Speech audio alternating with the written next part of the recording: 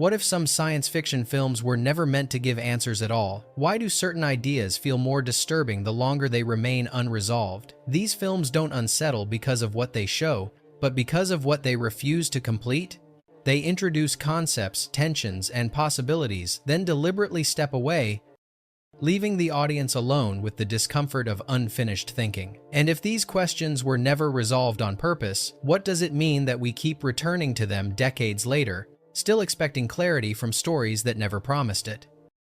1. Enemy of the State, 1998. Enemy of the State depicts a world where surveillance operates at scale, speed, and invisibility. Observation is no longer exceptional, it is ambient. Power functions not through domination, but through access. Who sees, who knows, and who connects information first. What makes this system unsettling is its banality. Surveillance is routine, justified by efficiency and security. Intrusion is framed as precaution. Oversight is minimal because oversight itself is mediated through the same network. The film avoids portraying surveillance as omniscient. Instead, it emphasizes accumulation.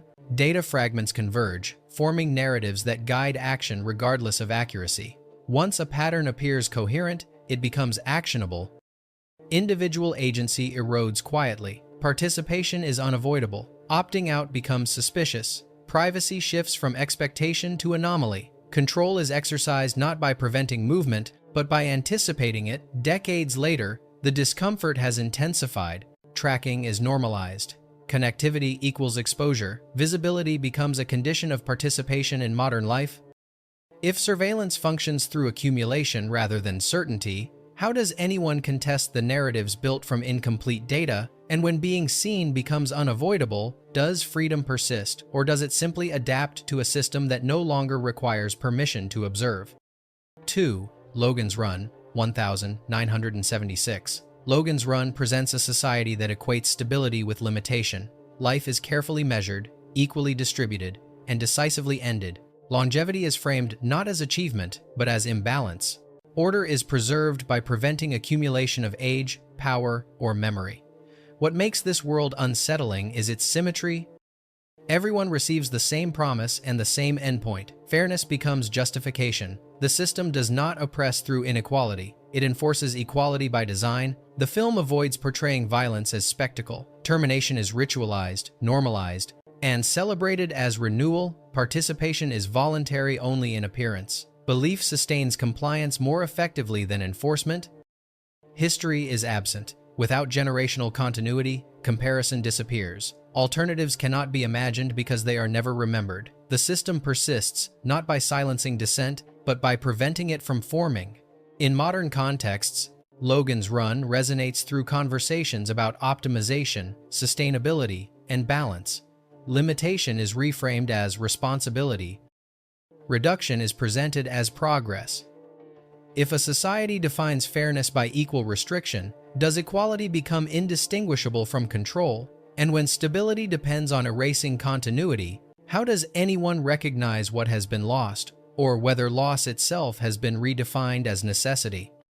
3. The Andromeda Strain, 1971. The Andromeda Strain imagines a world where human response is subordinated to protocol. Threat is treated as a technical problem to be isolated, contained, and neutralized through procedure. Judgment is distributed across systems designed to minimize error by minimizing interpretation. What makes this world unsettling is its confidence.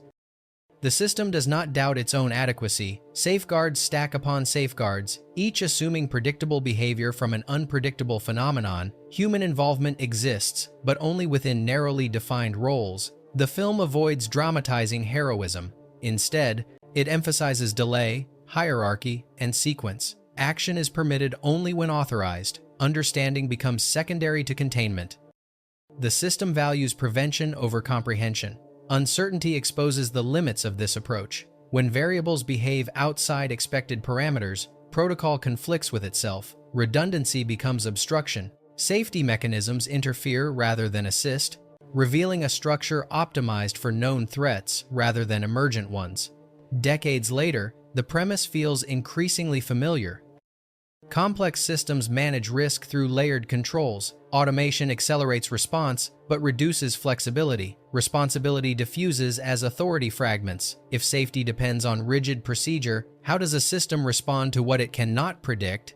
And when protocol becomes the primary decision maker, who bears accountability when adherence to process produces outcomes no one intended? 4. Videodrome 1983. Videodrome imagines a society where media no longer reflects reality. It reshapes it. Exposure alters perception, identity, and even physical experience. The system does not broadcast content. It integrates itself into the viewer. What makes this world unsettling is its intimacy. Control does not arrive through instruction or prohibition, but through sensation. Desire becomes the delivery mechanism. Influence operates at the level of the body rather than belief.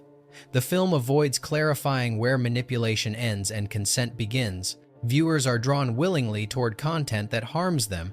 The system does not force participation, it invites it. Submission feels like curiosity, meaning collapses as representation overtakes experience. Reality becomes unstable, replaced by mediated sensation. The distinction between signal and self erodes. The system does not require obedience, only exposure. In an age of immersive media, Videodrome feels less surreal.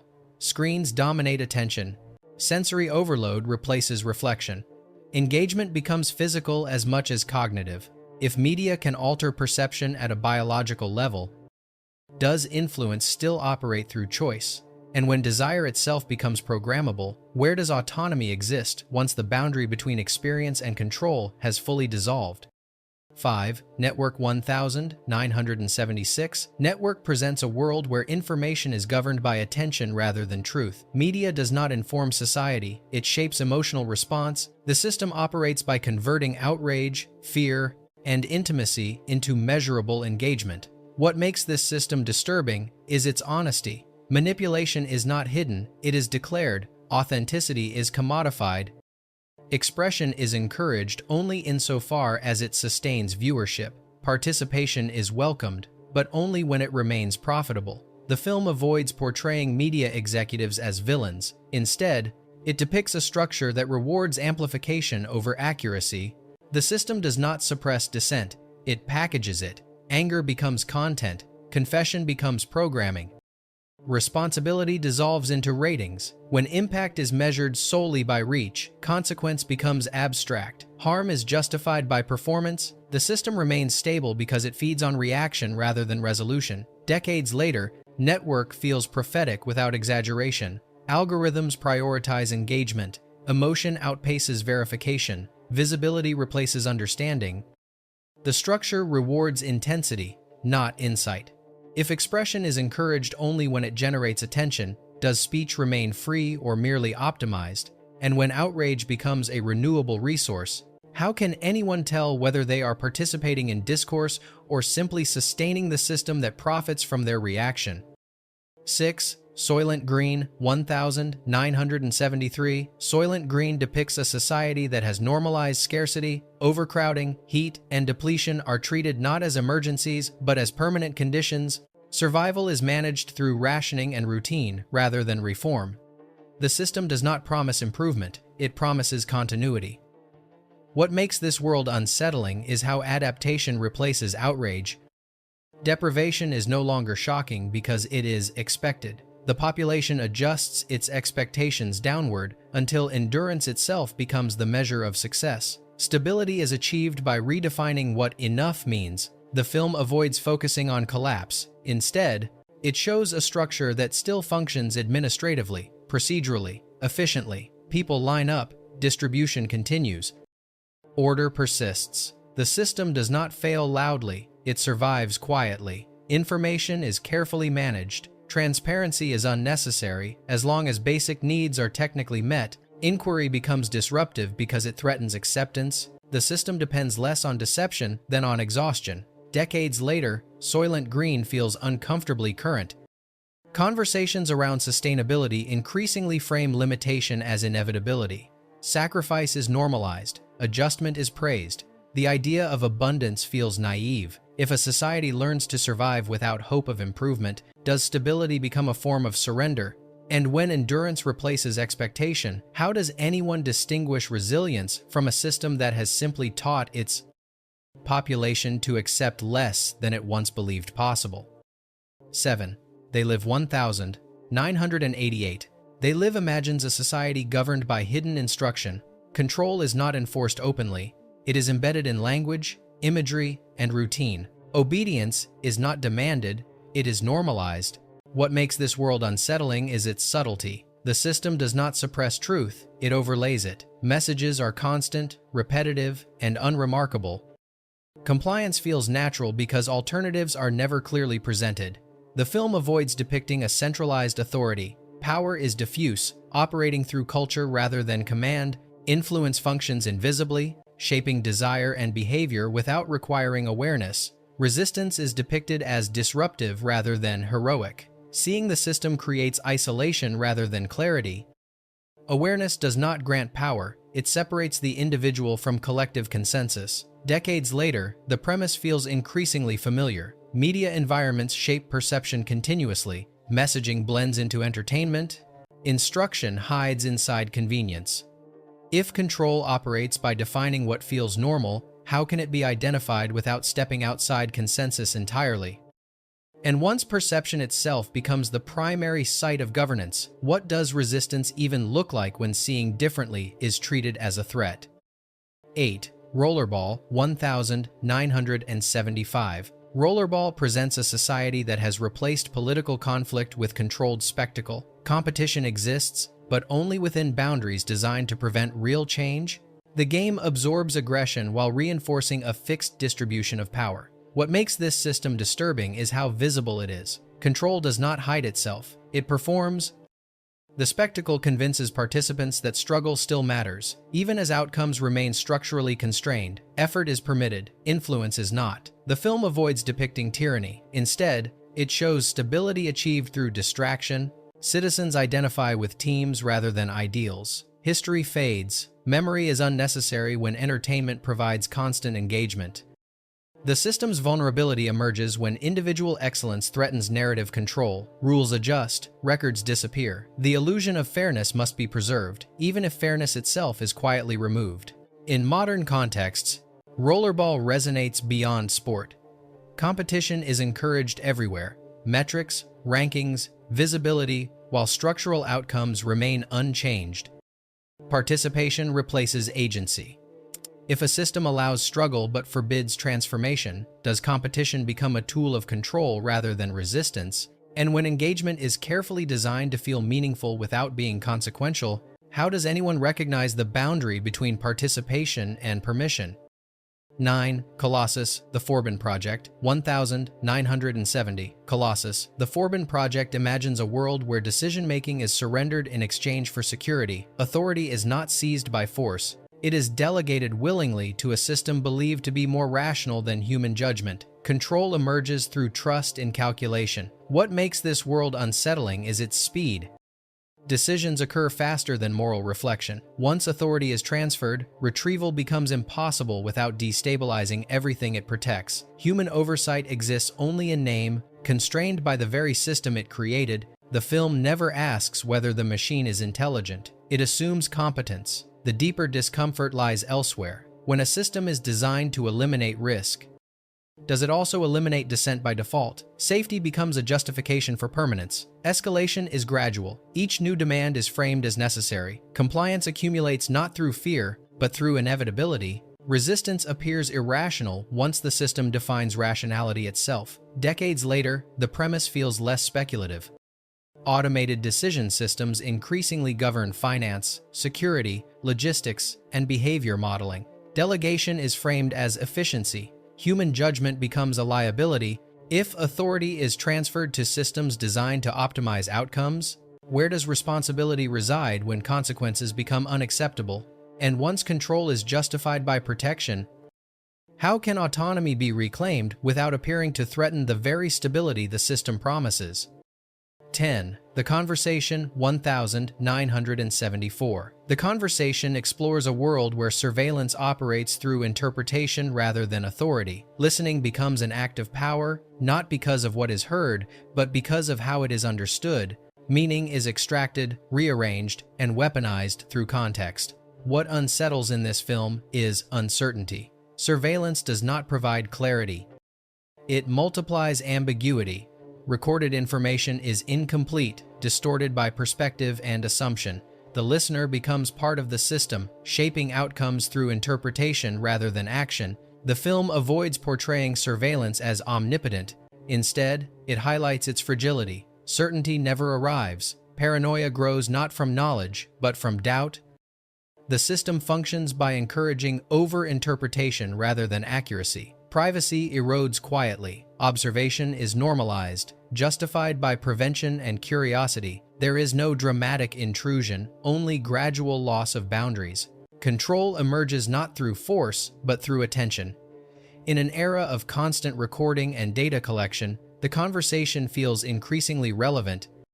Information exists everywhere, yet understanding remains elusive. The more that is captured, the less certainty emerges. If surveillance depends on interpretation rather than truth, who bears responsibility for the consequences it produces? And when listening becomes an act that reshapes reality, can anyone truly claim neutrality within the system? 11. Brazil, 1985. Brazil depicts a society overwhelmed by its own administrative structure. Bureaucracy does not serve order, it replaces it. Rules multiply faster than purpose, and procedure becomes more important than outcome. The system functions endlessly, yet nothing meaningful is resolved. What makes this world disturbing is its indifference. Errors are acknowledged but never corrected. Paperwork absorbs responsibility. When harm occurs, it is attributed to misfiling rather than intent. The system remains intact precisely because no one is accountable. The film never frames bureaucracy as a villain. It is presented as an inevitability, an organism that grows by processing itself. Human life is reduced to data points, circulating through a closed loop of forms, approvals, and corrections that never reach completion. Escape exists only as fantasy. Reality offers no exit because the system does not recognize alternatives. Imagination becomes the sole refuge, highlighting a divide between inner freedom and external paralysis. The structure does not suppress dreams, it renders them irrelevant. Decades later, Brazil resonates in quieter ways. Administrative complexity expands across institutions. Responsibility diffuses. Decision-making slows while documentation accelerates. Efficiency is promised, yet delay becomes constant. If a system grows so large that it prioritizes its own continuation over human outcome, does participation become unavoidable? And when procedure replaces judgment entirely, where does accountability exist if it exists at all? 12. A Scanner Darkly, 2006. A Scanner Darkly presents a society where surveillance has become indistinguishable from participation. Observation is no longer imposed from above, it is embedded into daily life. Mediated through technology that fragments identity itself, individuals monitor others while being monitored in return, unsure where authority ends and personal agency begins. What makes this world unsettling is its instability. Identity is not erased outright, it is dissolved gradually. The protagonist exists in multiple states at once, divided between roles, loyalties, and perceptions. The system does not require obedience, it requires confusion. Control emerges from fragmentation rather than force. The film avoids offering clarity. Instead, it dwells on uncertainty as a permanent condition. When surveillance becomes total, truth loses its function. Information multiplies, but meaning collapses. The system no longer distinguishes between reality and interpretation because both are equally useful for maintaining oversight. Addiction functions as both symptom and mechanism. Dependence is not accidental, it sustains the structure. A population struggling to perceive itself clearly cannot organize resistance. Self-doubt replaces opposition. Compliance becomes passive rather than coerced. Years later, A Scanner Darkly feels less abstract. Digital identities fracture across platforms. Monitoring is normalized, internalized, and often voluntary. The boundary between watcher and watched continues to blur. If a system destabilizes identity enough, does it still need authority to enforce control? And when individuals can no longer trust their own perception, who exactly is being governed, and who is no longer capable of questioning the system at all? 13. THX 11381971 THX 1138 depicts a society that has eliminated emotional disturbance as a structural threat. Control is not enforced through spectacle or fear, but through chemical balance. Citizens are medicated into stability, their emotional range compressed into a narrow band of functionality. Order is maintained not by obedience, but by calm. What makes this system disturbing is its absence of visible cruelty. No one is punished for feeling, they are simply prevented from feeling too much. Desire, grief, attachment, and anxiety are treated as malfunctions rather than experiences. Regulation is framed as care. The film never argues that emotionless living is efficient. It assumes that efficiency has already won. The real question lingers beneath the surface. If a system removes emotional variance to preserve stability, what exactly is it preserving? Function replaces meaning, and survival becomes indistinguishable from compliance. Resistance in THX 1138 is subtle and fragile. There is no uprising, no ideological conflict. The system does not collapse under pressure. It absorbs deviation quietly, correcting imbalance rather than confronting it. Control persists because it feels gentle. Decades later, the discomfort of THX 1138 resonates in new forms. Emotional regulation is increasingly medicalized. Productivity, wellness, and stability are prioritized over intensity or depth. Calm becomes a requirement rather than a state. If emotional neutrality is treated as the ideal condition for society to function, where does individuality reside? And when balance is enforced rather than chosen, does stability represent health or simply the absence of anything strong enough to disrupt the system? 14. Minority Report 2002. Minority Report imagines a future where prevention replaces punishment. Crime is no longer responded to after it occurs, but intercepted before it can exist. Guilt is calculated, not proven. Justice is redefined as accuracy rather than intent. The system does not ask why someone commits a crime. It only asks whether the outcome is statistically inevitable. What makes this world unsettling is how reasonable it appears. The system saves lives, murder rates collapse, society trades uncertainty for efficiency, and few question the cost. When prediction becomes reliable enough, hesitation feels irresponsible. Acting early is framed as moral progress. The film avoids focusing on technology as spectacle. Instead, it lingers on a deeper discomfort. If the future can be seen clearly enough, does choice still function as choice? When an outcome is predicted, deviation becomes an error rather than an alternative. Free will survives only as long as it remains unpredictable. The existence of the Minority Report complicates everything. Not all futures agree. Some outcomes diverge. The system acknowledges this possibility but treats it as noise. Certainty remains preferable to doubt, even when doubt proves the system is incomplete. Years later, Minority Report feels less speculative than procedural. Predictive systems now shape policing, advertising, finance, and behavior modeling. Risk assessment quietly influences who is watched, flagged, or restricted before harm occurs. If a society trusts prediction more than intention, does innocence become irrelevant?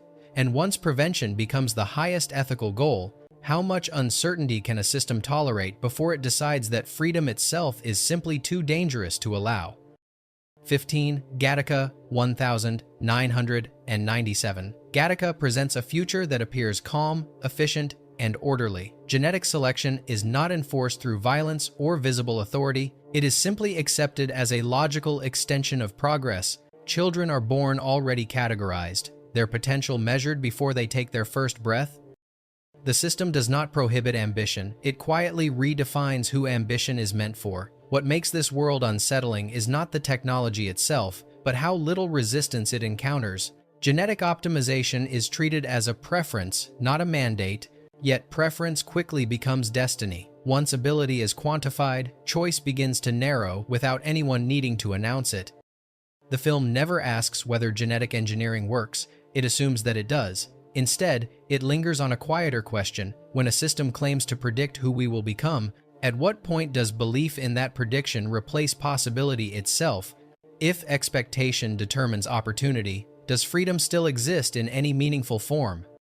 Gattaca also avoids depicting rebellion as a collective movement. Resistance is personal, isolated, and almost invisible. The system does not collapse under scrutiny because it is rarely questioned at all. Its greatest strength is not control, but consensus. Years later, the discomfort of Gattaca has only deepened. Genetic screening has moved from speculation to practice. Optimization language now surrounds education, health, and performance. The line between preparation and predetermination feels increasingly thin. If a society believes it can calculate human potential in advance, does that calculation become a self-fulfilling structure? And if we willingly trust those measurements, are we surrendering freedom or simply redefining it into something quieter, narrower, and easier to manage? Bonus fact: The Truman Show, 1998. The Truman Show presents a world where surveillance is no longer hidden, coercive, or justified by security. It is framed as care. Observation is constant, but it is softened by familiarity. Control does not arrive through force. It arrives through routine, affection, and narrative comfort. What makes this world unsettling is not the scale of surveillance, but its emotional framing. Truman is not monitored as a suspect. He is curated as a subject. His life is shaped gently, his choices guided rather than restricted. Freedom is never explicitly denied, it is simply redirected. The system functions by defining reality itself. Boundaries are invisible because they feel natural. Every interaction reinforces the same condition. Safety exists inside the structure, danger exists outside it. Curiosity is allowed only up to the point where it threatens coherence. The film avoids portraying the audience as villains. Viewers participate passively. Observation becomes entertainment rather than intrusion. Empathy does not interrupt consumption. Care and control merge into a single experience. Decades later, The Truman Show feels less like satire and more like framework. Lives are increasingly mediated, shared, optimized, and observed. Visibility becomes currency. Authenticity is performed for systems that reward exposure. If a world offers comfort, safety, and belonging in exchange for constant observation, how does anyone recognize the moment when care becomes control? And when reality itself is curated to feel complete, what signals remain that something essential is being quietly withheld? These films never tried to explain the futures they imagined. They introduced systems, ideas, and pressures, then left them unfinished. Across decades, technologies change, settings evolve, and aesthetics shift. Yet the same questions persist, resurfacing in different forms, refusing to disappear. Control, prediction, visibility, optimization, each returns without resolution. The technology changes, the questions don't. Perhaps that persistence is not accidental. Perhaps these films are not asking us to understand their worlds, but to recognize patterns repeating in our own, not as warnings and not as predictions, but as reminders that some questions are designed to remain open. If these stories continue to feel relevant without offering answers, what does that suggest about the systems we keep building? And if we are still asking the same questions decades later, are we failing to resolve them or quietly choosing not to?